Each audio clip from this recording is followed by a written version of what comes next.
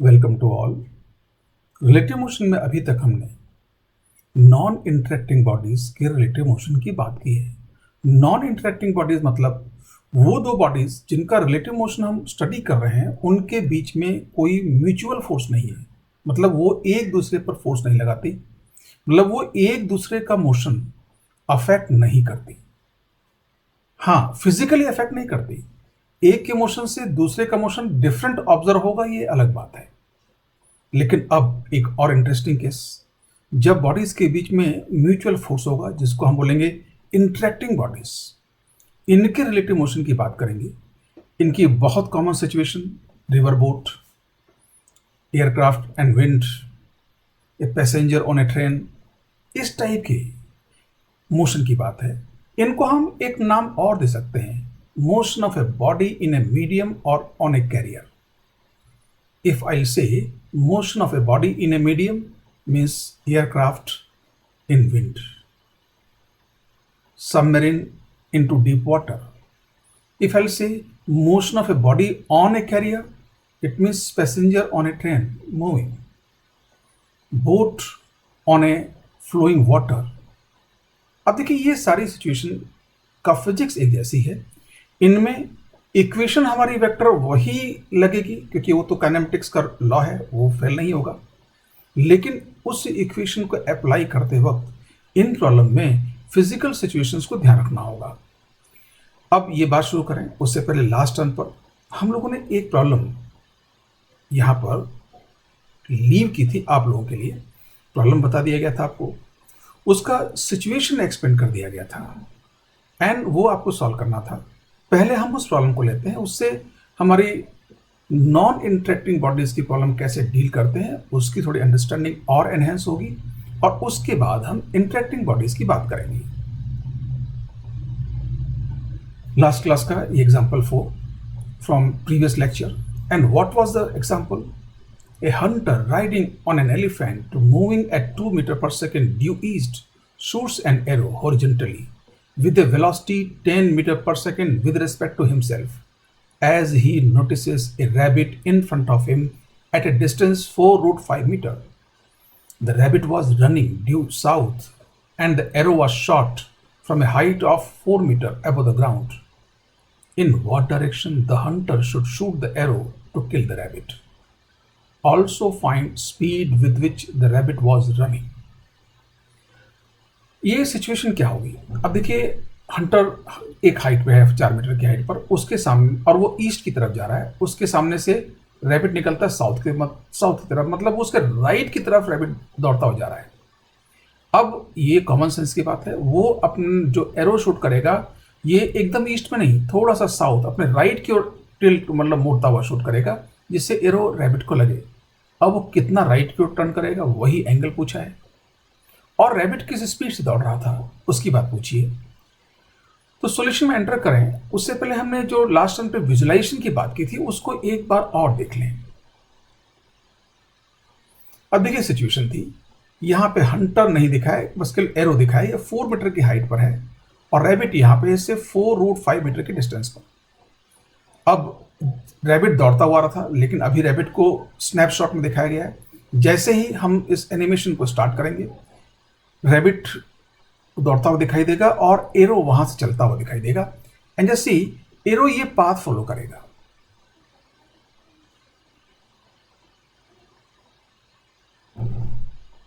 अब अगर आप केवल एरो के पाथ को देखें तो एरो हॉरिजॉन्टली शूट किया गया था, और ये ईस्ट और साउथ के बीच में किसी एंगल पर, तो उसका पाथ तो प्रोजेक्टाइल मोशन होगा, और उस प्रोजेक्टाइल मोशन का प्लेन विजुलाइज कर सकते हैं ये होगा।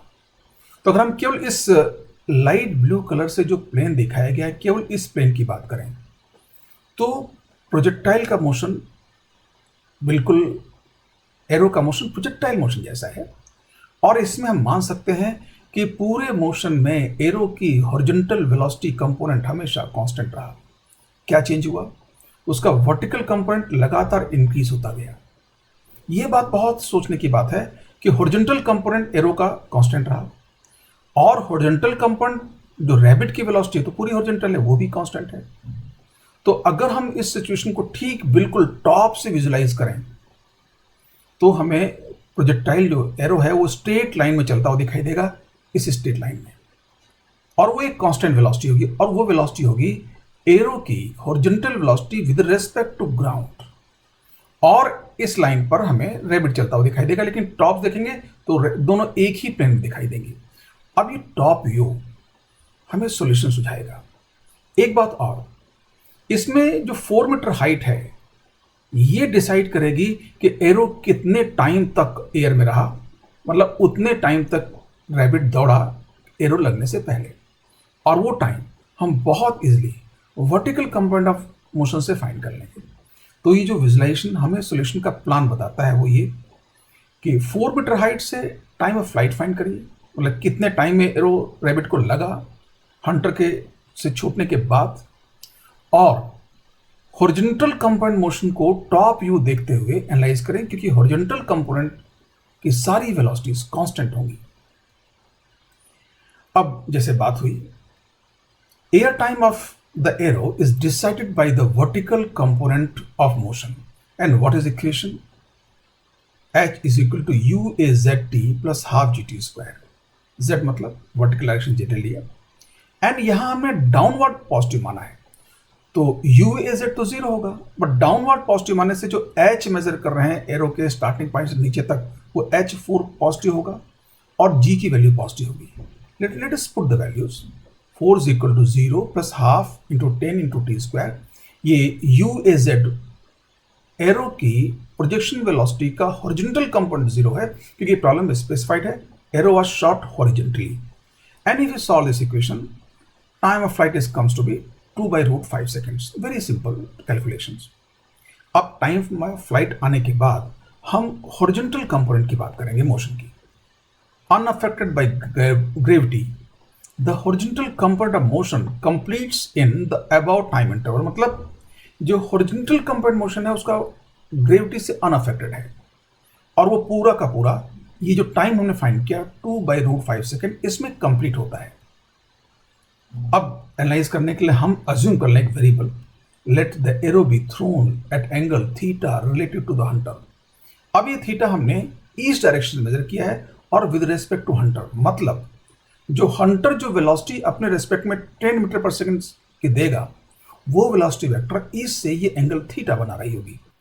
अब सिचुएशन एनालाइज करें उससे पहले हम जो रिलेवेंट वेक्टर इक्वेशन है वो देख लें। V A is equal to V H plus u A with respect to H. Means क्या हुआ?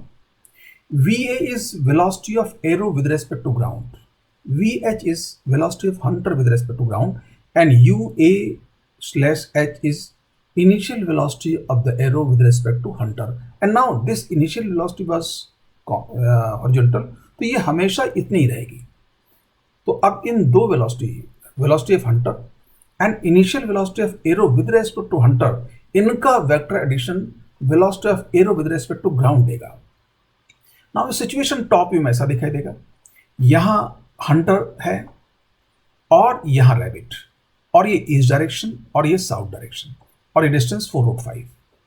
अब जो हंटर एरो शूट करेगा उसमें हंटर की वेलोसिटी 8 होगी, तो let us first represent velocity of Hunter here VH2, and ये VA/H 10, ये थीटा एंगल जैसे मैंने बात की थी, ये जो हंटर एरो शूट करेगा उसकी वेलोसिटी जो उसके रेस्पेक्ट में होगी उसका डायरेक्शन हमने इससे लिया है, एंड ये दोनों वेलोसिटीज वेक्टर रेड वाले इस इक्वेशन के अकॉर्डिंग कंबाइन होके हमें VA देंगे। VA क्या है? Velocity of arrow with respect to ground, और ये हॉरिजॉन्टल है। अब ये तीनों वेलोसिटीज कांस्टेंट रहनी है क्योंकि सारे हॉरिजॉन्टल कंपोनेंट हैं, ग्रेविटी का इन पे कोई फर्क नहीं पड़ेगा। तो ये VA की डायरेक्शन में हमको स्ट्रेट लाइन एरो का पाथ टॉप से दिखाई देगा, and we can see the path of arrow. अब जो बात थी horizontal component of velocity of the arrow related to the ground remains constant, ये बात।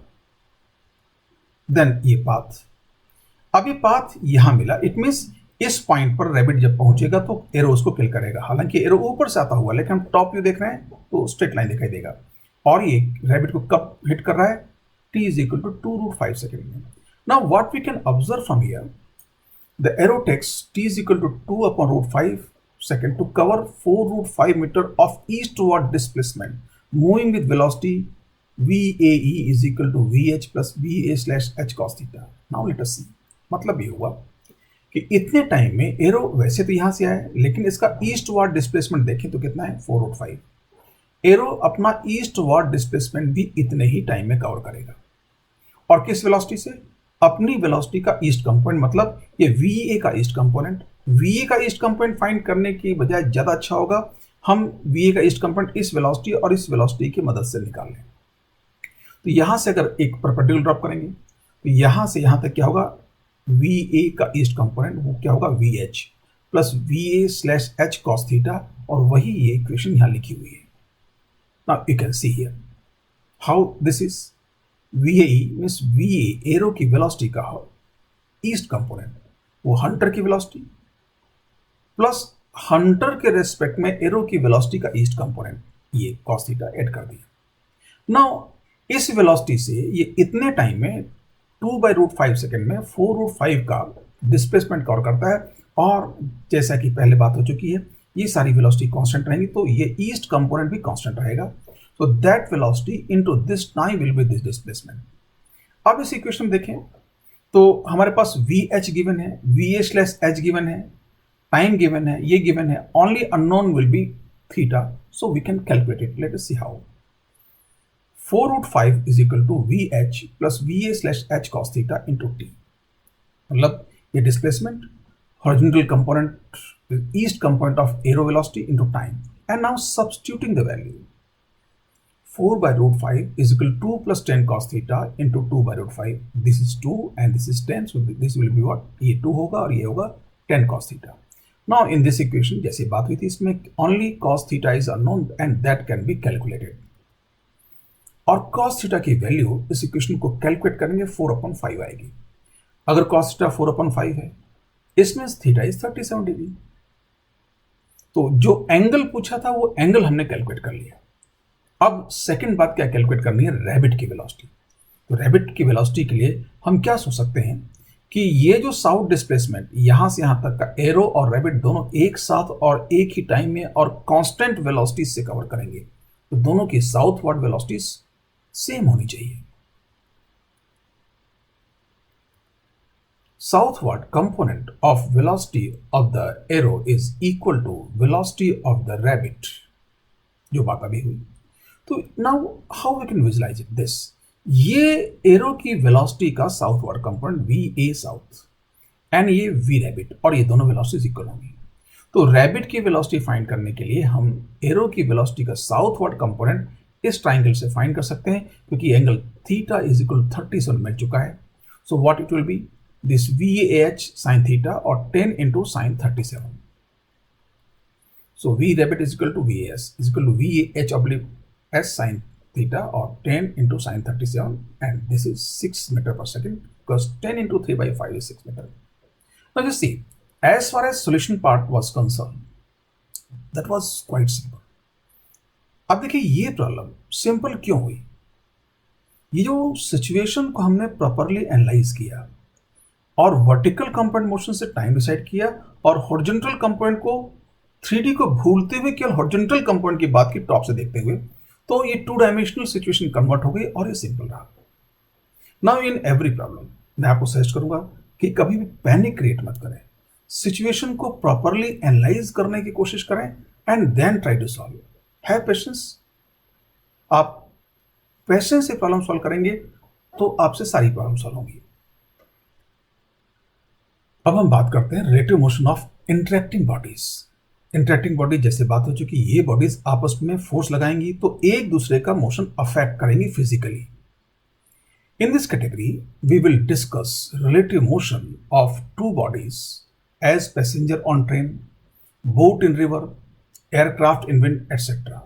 मैंने एग्जाम्पल्स पहले लिखे तो इससे आपको क्लियर हो जाए कि हम किस टाइप की सिचुएशन डील कर रहे हैं.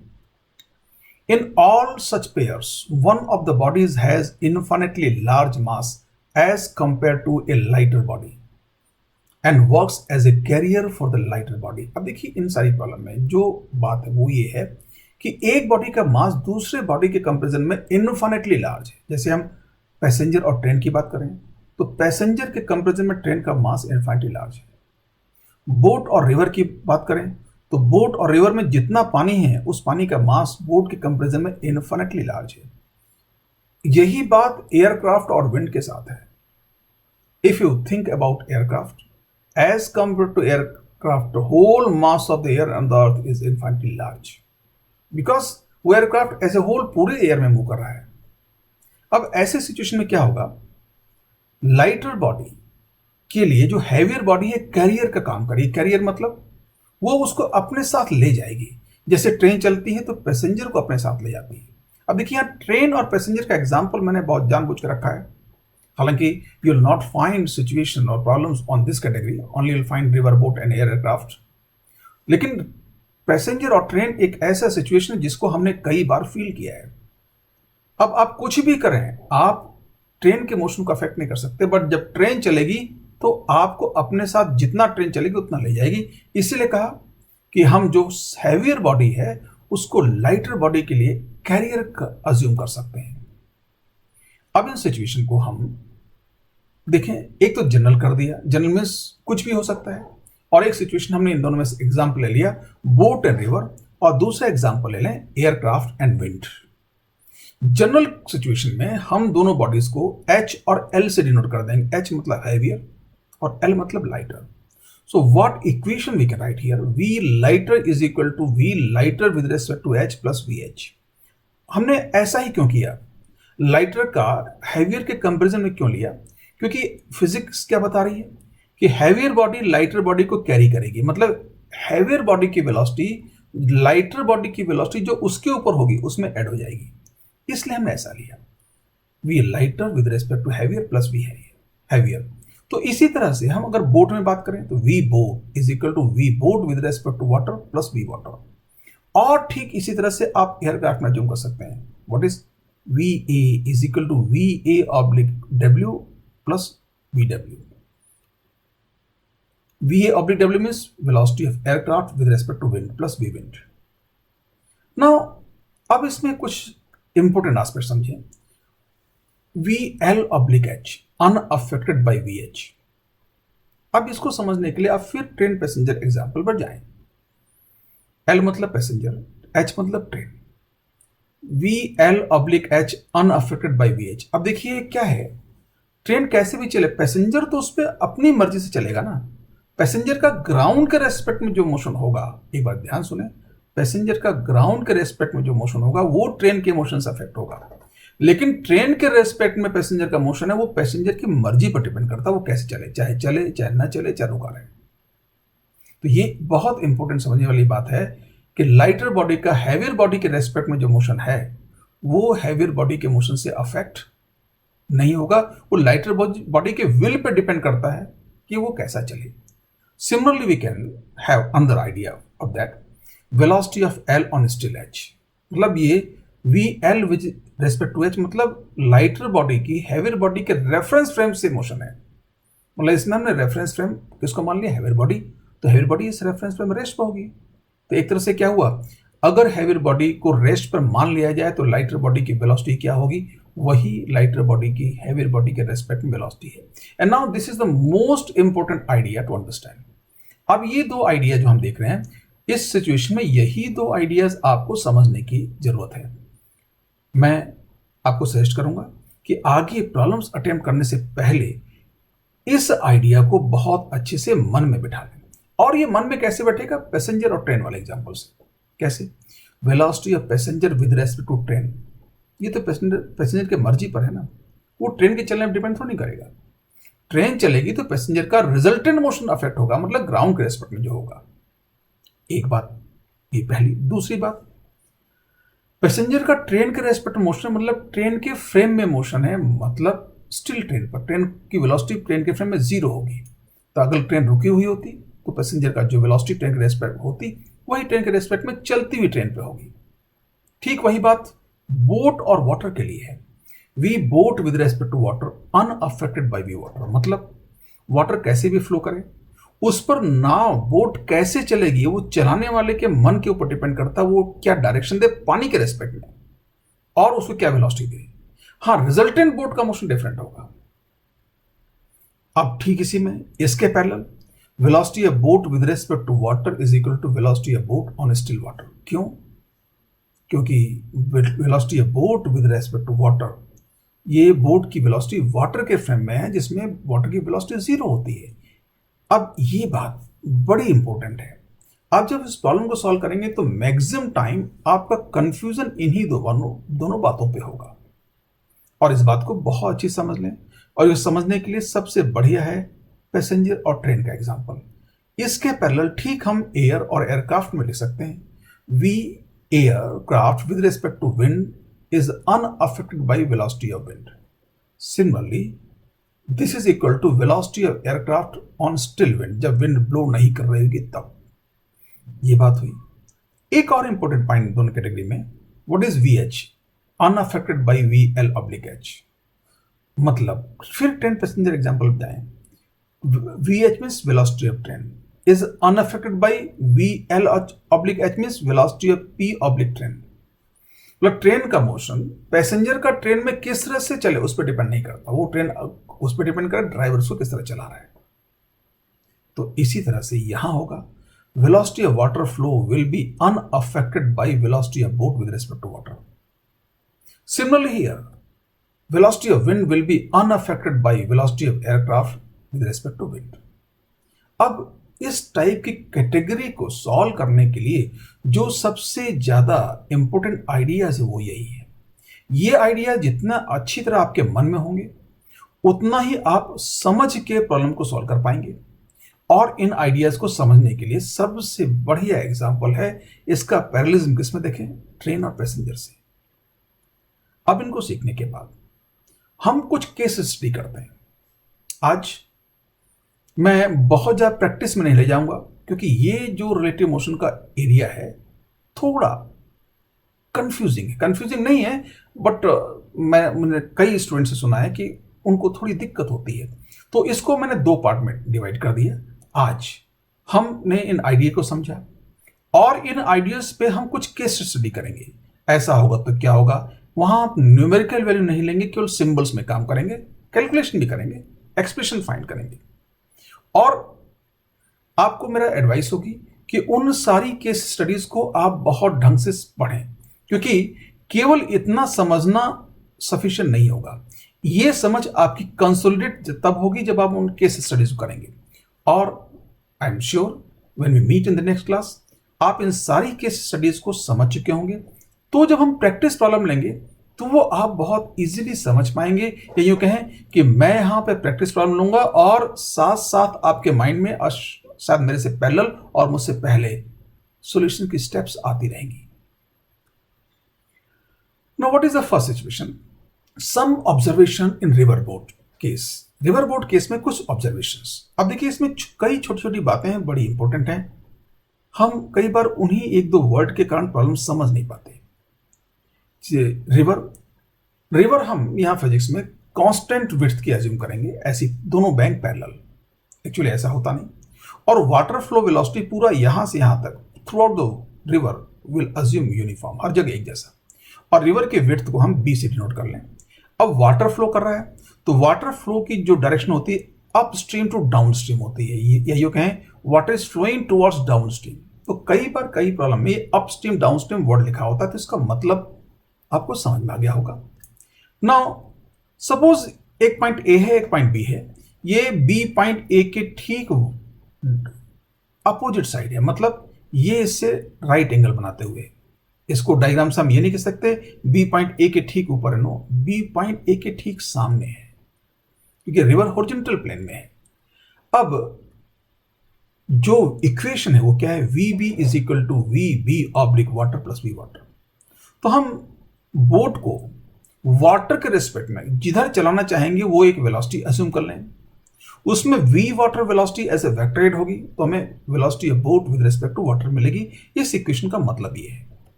अब मान लीजिए हमने इधर क्या ले लिया, v b ऑब्लिक वाटर, मतलब velocity of boat with respect to water, इसका मतलब क्या है, direction in which the boat is steered, मतलब स्टीयर मतलब किस डायरेक्शन में बोट चलाई जा रही है। अब बोट जाएगी किस डायरेक्शन में अलग बात है, यही तो बोट चल, यही वेलोसिटी, यही एंगल थीटा तो बोट चलाने वाले के कंट्रोल में है, वो पानी के रेस्पेक्ट में है। जब बोट चलाएगा तो उसको और ग्राउंड के रेस्पेक्ट में कुछ नहीं कर सकता, वो जो कुछ भी करेगा पानी के रेस्पेक्ट में करेगा। तो वाटर फ्लो के रेस्पेक्ट में उसने एंगल थीटा डिसाइड कर लिया और एक वेलोसिटी डिसाइड कर ली। अब इस वेलोसिटी में वाटर वेलोसिटी ऐड होगी। अब वाटर वेलोसिटी कम भी हो सकती है, इतनी भी हो सकती है, यहां तक भी हो सकती है, यहां तक हो सकती है। तो हम एक जनरल आइडिया ले लें, सपोज वाटर वेलोसिटी इतनी ज्यादा है, तो ये दोनों वेलोसिटी कंबाइन होकर इस इक्वेशन के हिसाब से क्या देंगे, वेलोसिटी ऑफ बोट, मतलब बोट की वेलोसिटी ग्राउंड के रिस्पेक्ट में, मतलब बोट इस डायरेक्शन में जाएगी तो यही स्ट्रेट पाथ होगा बोट का ग्राउंड के रिस्पेक्ट में, सीधे। अब देखिए इस सिचुएशन को समझिए, बोट को पानी के रेस्पेक्ट में चलाने की कोशिश इधर हो रही है, पानी की वेलोसिटी ऐड करके बोट को इधर ले जा रही है, लेकिन एक और इंपॉर्टेंट बात, बोट को हमेशा इसी डायरेक्शन में चलाया जाएगा तभी ये सिचुएशन मेंटेन रहेगी, लेकिन बोट जाएगी इस डायरेक्शन में। अब इसमें हम क्या क्या चीजें देख सकते हैं, ए से चले लेकिन पहुंचे किस पॉइंट, सी पर, तो बी जो ए के ठीक अपोजिट सामने वाला पॉइंट था उससे सी तक की डिस्टेंस हम बोलेंगे ड्रिफ्ट, मतलब ये बोट को जाना था सामने लेकिन इतना वो ड्रिफ्ट कर गई, वाटर के कारण आगे चली गई, तो ड्रिफ्ट का एक टर्म है, समझ में आया होगा। नाउ इसमें एक्स और वाई एक्सिस देते हैं, तो बोट के अलोंग हम एक्स देते हैं और सॉरी रिवर के अलोंग और रिवर के परपेंडिकुलर वाई। अब ये टर्मिनोलॉजीज हम सारी प्रॉब्लम में सेम रखेंगे जिससे कि हमें कंफ्यूजन ना हो बातों करने में। अब अगर बात करें तो ये velocity of boat with respect to water का एक कंपोनेंट ये अगर इस थीटा से देखें तो क्या होगा, this hypotenuse into sine theta, so V B oblique water sine theta. अब इस कंपोनेंट की अपनी एक इंपॉर्टेंस है, आप सोच सकते हैं ये कंपोनेंट क्या कर रहा है, ये कंपोनेंट वाटर फ्लो के इफेक्ट को न्यूट्रलाइज करने का काम कर रहा है, मतलब इसने यहां तक का इतना वाटर फ्लो न्यूट्रलाइज कर दिया, तो वाटर का इफेक्ट इतना ही बचा, मतलब अब वाटर बोट को अपनी केवल इसी वेलोसिटी से कैरी करेगा, पूरी वेलोसिटी से कैरी नहीं करेगा, कोशिश तो कर रहा था लेकिन बोट ने इतना इफेक्ट न्यूट्रलाइज कर दिया। So now velocity of boat के हम दो कंपोनेंट कर लें, एक तो V B Y and V B X. V B Y velocity का बोट का वो कंपोनेंट जो रिवर के परपेंडिकुलर है और वी बी एक्स वो कंपोनेंट है जो रिवर के पैरेलल, मतलब ये वाटर फ्लो में एयर की वेलोसिटी का जो वाटर फ्लो के अपोजिट कंपोनेंट था वो कंपनसेट करने के बाद मिला। तो ये जो कंपोनेंट है ये आप सोच सकते हैं, अगर आपसे ये पूछा जाए कि बोट यहां से यहां कितने टाइम में पहुंच गई, तो या तो A C upon V B करें, एक बड़ा स्ट्रेट फॉरवर्ड आइडिया है, या आप A B upon V B Y भी कर सकते हैं, क्योंकि आप देखिए ये ट्राइंगल और ये A B C triangle similar है तो इसमें करस्पॉन्डिंग साइड का रेशियो सेम होगा, this total side upon this side is equal to this total side upon this side.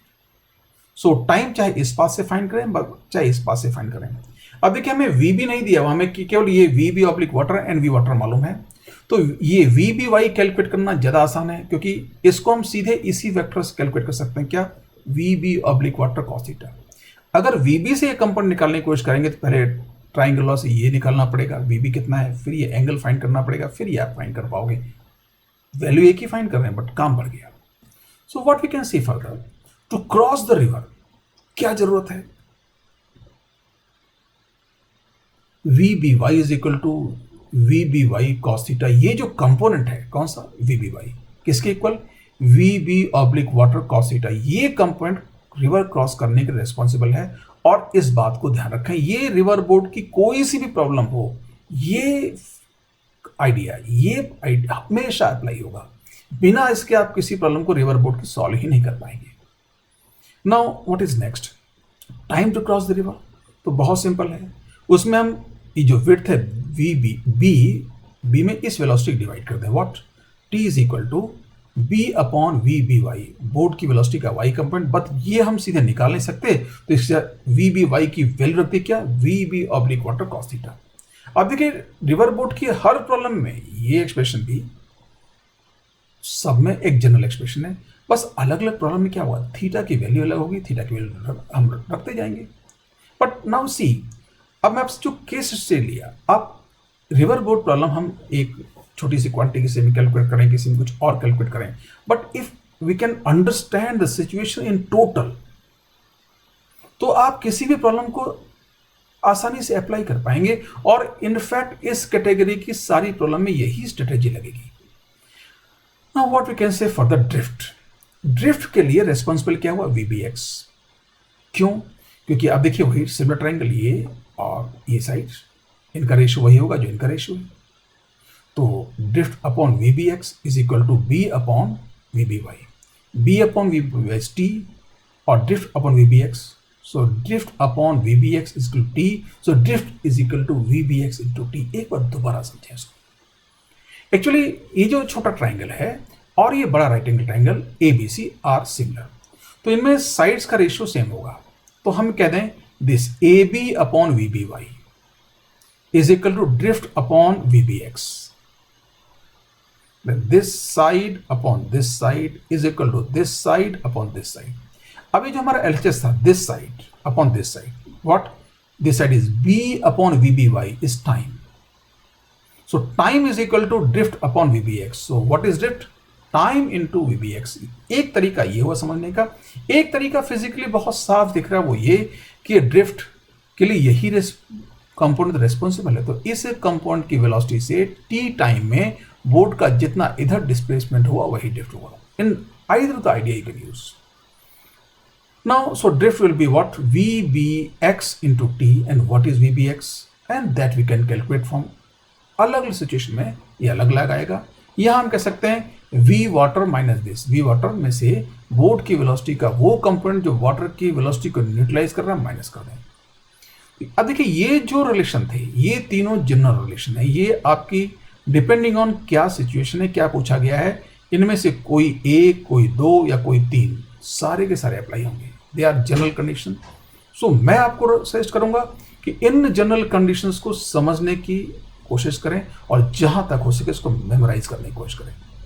अब केस डिपेंडेंट, जैसे बात हुई थी, अलग अलग सिचुएशन में थीटा की वैल्यू अलग अलग हुई, सो VBX अलग अलग होगा। और here VBX and hence drift depends on theta, VB water and V water। अब अलग सिचुएशन में VB oblique water and V water भी अलग अलग हो सकता है।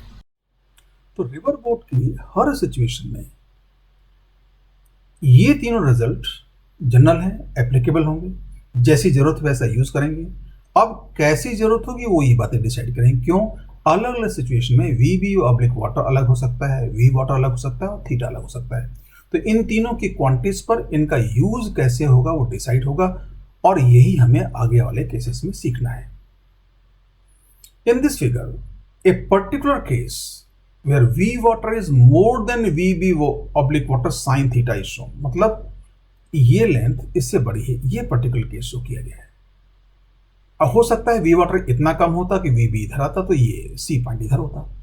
हो सकता है V वाटर इतना होता कि इसके बराबर तो C पॉइंट यही होता, मतलब ये बोट सीधे यहां पहुंचती।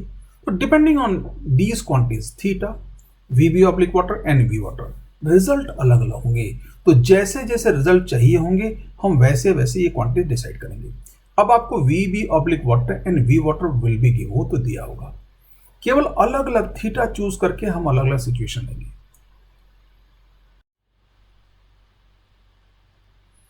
Minimum time to cross the river, मतलब रिवर को बोट मिनिमम टाइम में क्रॉस करना चाह रही है। अगर मिनिमम टाइम में क्रॉस करना चाह रही तो बहुत सिंपल आइडिया आप सोच सकते हैं इंट्यूटिव माइंड से, वो ये कि बोट अपनी कैपेसिटी का पूरा यूटिलाइजेशन रिवर को पार करने में करेगी, तभी टाइम मिनिमाइज होगा। अब ये कैसे यूटिलाइज होगा? लेट अस सी हियर, ये रिवर अपस्ट्रीम डाउनस्ट्रीम, ये ए पर रिवर खड़ी है और उसको उस किनारे जाना है। ये नहीं कहा कि उसको सीधे बी पर जाना है, उसको उस किनारे जाना है। कहाँ पहुंचे इससे मतलब नहीं है, लेकिन उसकी टाइम मिनिमम होना चाहिए। अब देखिए what the boatman will do, river को टर्न करेगा। इससे रिवर को बोट को ठीक रिवर के परपेंडिकुलर रखा, मतलब बोट की वेलोसिटी जो विद रिस्पेक्ट टू वाटर है वो इस तरफ होगी, मतलब जिस डायरेक्शन में बोट को स्टीयर किया जाएगा वो ये डायरेक्शन है। Now this will be velocity of boat with respect to water.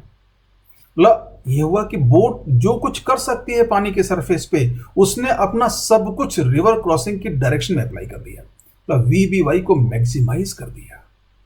क्योंकि अगर वी बी ऑब्लिक वाटर किधर भी लेते तो एक एंगल थीटा आता, तो V B oblique water cos theta से मल्टीप्लाई होकर वी बी वाई बनता, V B Y V B oblique water से कम होता। तो टाइम मिनिमम करने के लिए हमने क्या किया, वी बी वाई को मैक्सिमाइज किया, मतलब थीटा को जीरो कर दिया। नाउ अब जो वेक्टर इक्वेशन है V B is equal to V B oblique water plus V water, इसके अकॉर्डिंग इस वेलोसिटी में वी वाटर कंबाइन होगा, और ये कंबाइन होकर हमें क्या मिलेगा, velocity of boat. It means boat को चलाए जाने की कोशिश इस तरफ हो रही है, बट बोट जाएगी किस तरफ, इस तरफ। That will path of the boat related to ground. And now just see how the boat will move, very interesting to see this way. आप देख सकते हो वापस, अब देखिए बोट पूरे मोशन के दौरान बोटमैन उसको रिवर करंट के परपेंडिकुलर ही रखे हुए हैं, बट वाटर वेलोसिटी होने की, बोट तो इधर जाने की कोशिश कर रही है, वाटर इधर ले जाने की, तो बोट इधर जा रहा है, तो बोट किधर जाने की कोशिश कर रही है उस डायरेक्शन में बोट का ओरिएंटेशन होगा। कैन सी दिस वे, मतलब ये बोट का ओरिएंटेशन क्या दिखा रहा है, हमेशा बोट को हम रिवर करंट के परपेंडिकुलर चला रहे हैं, ये सिचुएशन मेंटेन किए हुए हैं। So where the boat reach, let us call this point C, तो बी टू सी क्या होगा, ड्रिफ्ट। नाउ ड्रिफ्ट को हम एक्स से डिनोट कर देंगे। अब टाइम कैलकुलेट करने के लिए यहां बहुत सिंपल आइडिया है, क्या, यहां तो पूरा का पूरा जो वी बी ऑब्लिक वाटर है वही वी बी वाई हो गया। तो टाइम का जो आइडिया क्या था, time is equal to B upon V B Y, या V B oblique water cos theta, यहां सीधे V B Y V B oblique water दिख रहा है, आप रख दें वैल्यू। अगर थीटा यूज करना चाहेंगे तो थीटा की वैल्यू जीरो रख दें तो भी वही आएगा। So steering angle theta zero है यहां पर। To cross the river what is V B Y is equal to V B oblique water, ये इक्वल होंगे, क्यों, ये इस डायरेक्शन में बोट की वेलोसिटी का जो कंपोनेंट है वो वी बी ऑब्लिक वाटर के इक्वल है। So minimum time will be T minimum is equal to B upon V B Y और B upon V B oblique water. Actually ये इंटरमीडिएट क्वांटिटी है जो सॉल्यूशन में काम आ रही है। Actually these two quantities will be given, so from here you can calculate minimum time to cross the river. तो रिवर को क्रॉस करने का मिनिमम टाइम फाइंड कर लिया, बट इस केस में ड्रिफ्ट कितना होगा, and that is again V B X into T, and here V B X is complete V water. So x is equal to VBX into T, and VBX क्या रखेंगे, V water, and T की जगह B upon VB oblique water। वो values रख के हम calculate कर सकते हैं। Late us C V water upon into B upon VB oblique water। So in that way we can calculate it। So that was the idea, a case if it is required to cross a boat in minimum time।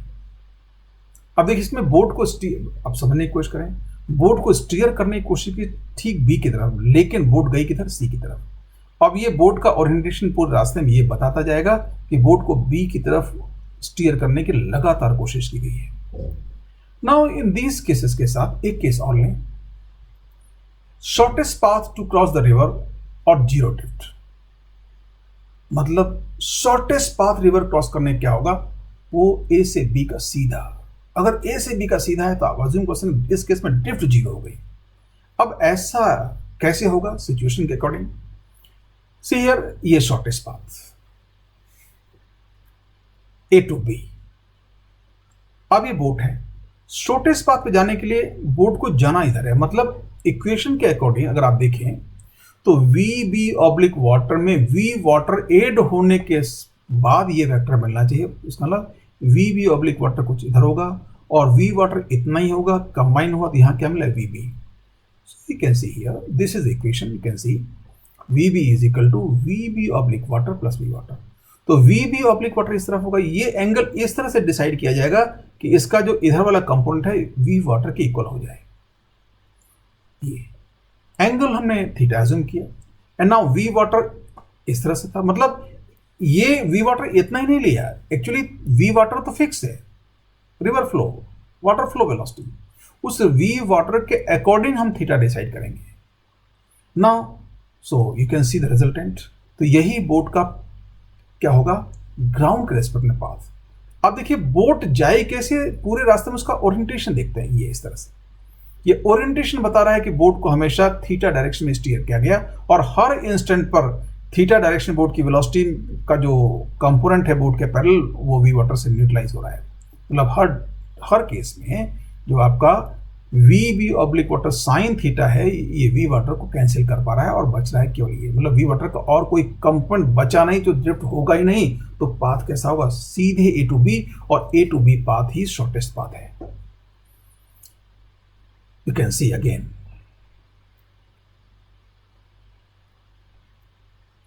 X Y assume कर लें, steering angle या theta. अगर steering angle theta है तो cross the river which velocity is vb, y is again complete vb or vb oblique water cos theta।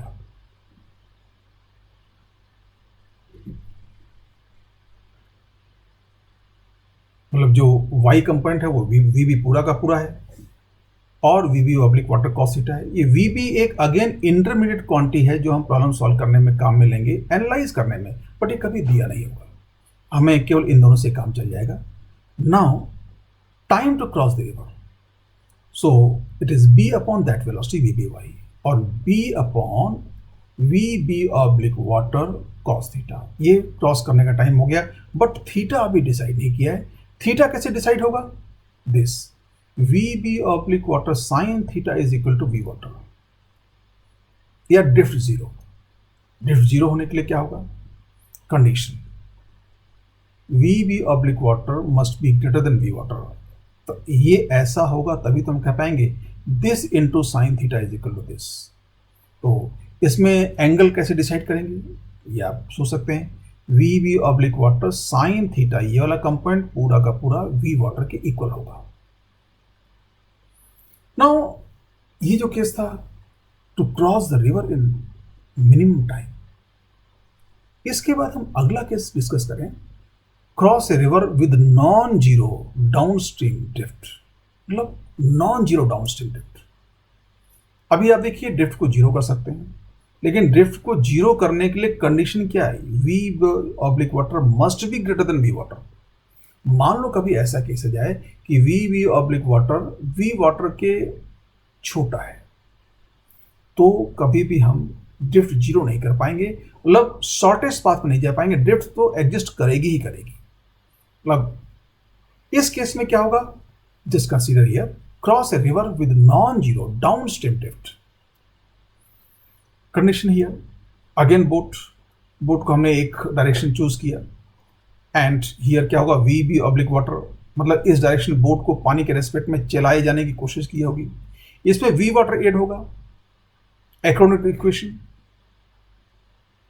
अब boat को downstream मतलब इधर जाना है, मतलब वी वाटर यहां से इस लेंथ से बड़ा होना चाहिए।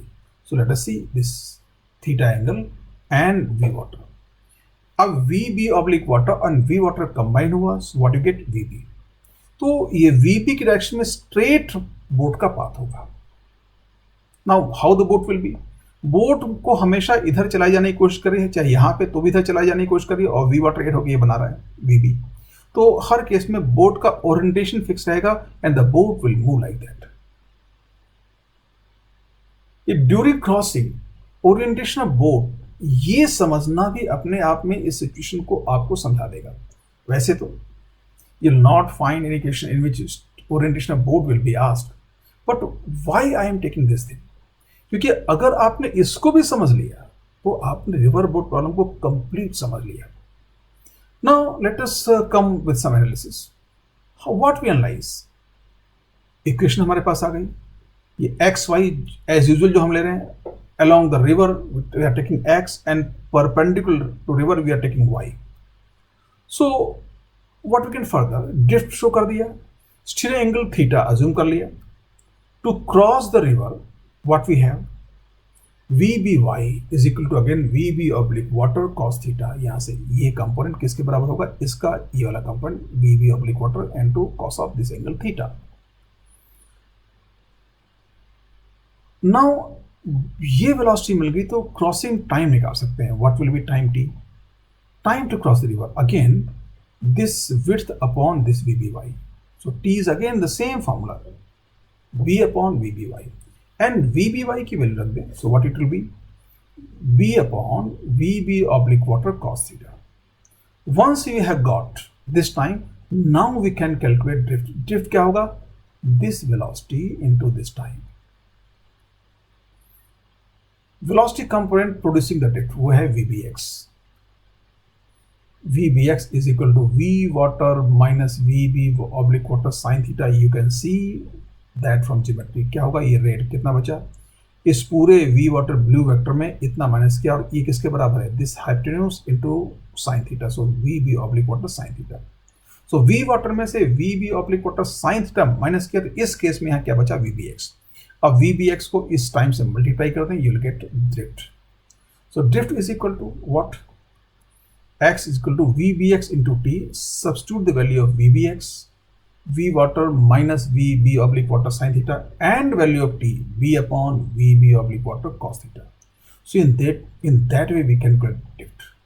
And what is condition for non-zero drift? Condition क्या है? ये क्वांटिटी कभी भी नेगेटिव नहीं होगी, मतलब V water must be greater than VB oblique water. अगर V water VB oblique water से ज्यादा है तो VB oblique water का कोई भी कंपोनेंट V water को न्यूट्रलाइज नहीं कर पाएगा, मतलब ड्रिफ्ट का होना जरूरी है. सो नॉन जीरो ड्रिफ्ट होने के लिए कंडीशन क्या है? VB oblique water must be smaller than V water. That was condition. Now let us have some other interesting thing here.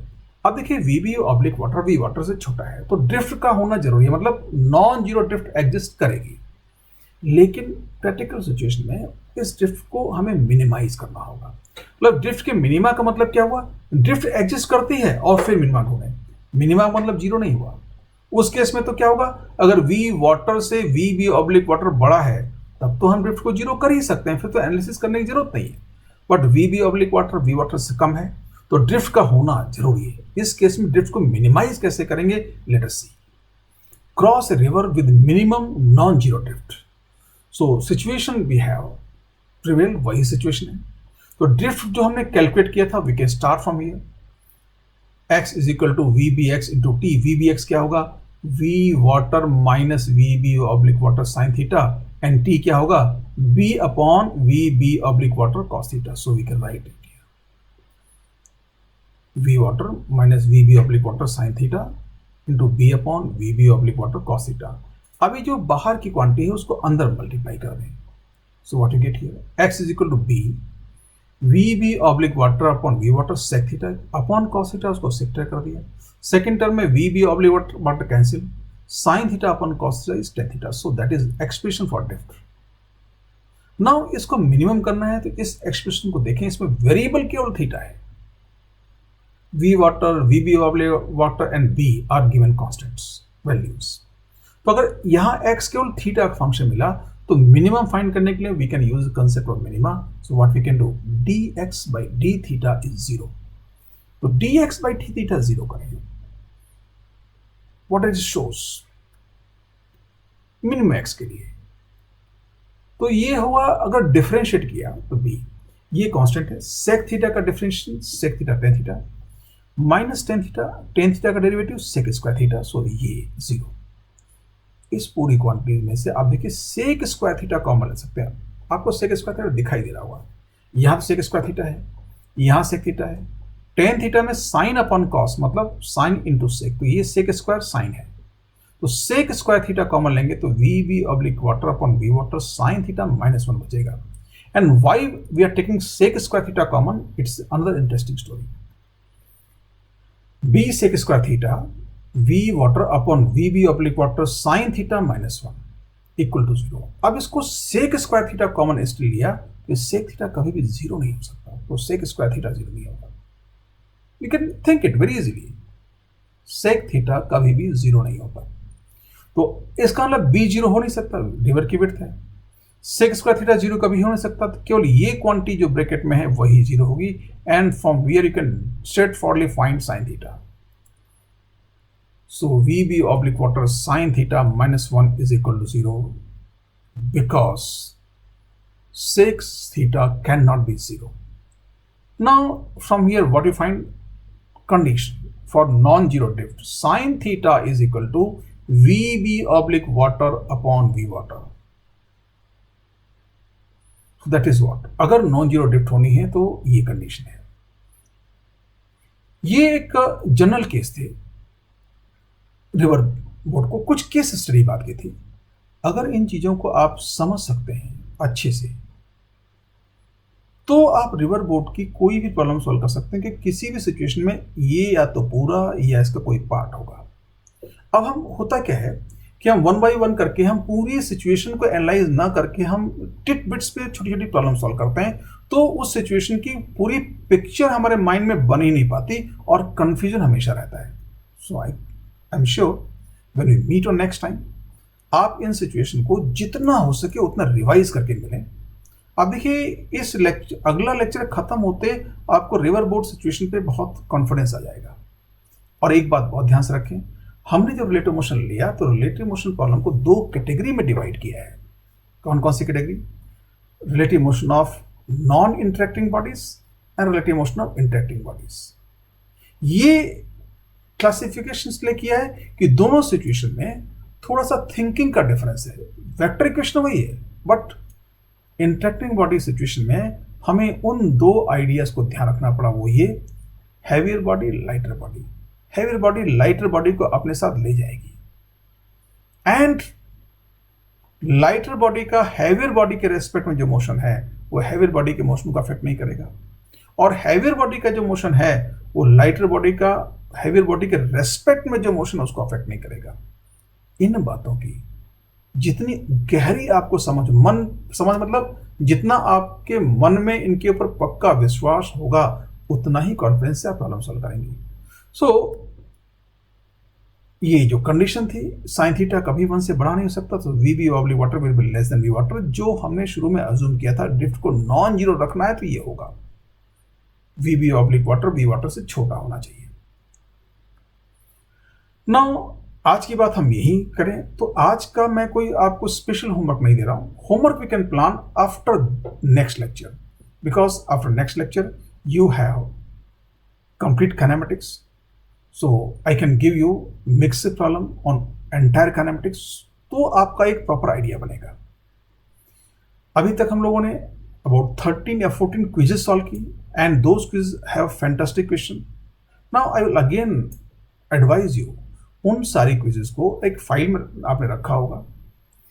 Kinematics के मॉड्यूल जब हम सॉल्व करना शुरू करेंगे अगली क्लास के बाद से, तो उन क्विजेस के आप रोज एक दो क्विज खोल के देख लें कौन कौन सी प्रॉब्लम में आपको डिफिकल्टी आई थी, क्या अभी हो पा रही है नहीं हो पा रही है. एक बार वो आपको क्विज खोलते ही ध्यान आ जाएगा कि कहाँ कहाँ आपको दिक्कत हुई थी. जहाँ जहाँ दिक्कत हुई थी उनको रीअटेम्प्ट कर लें और जो दिक्कत हो वो आप पूछ सकते हैं.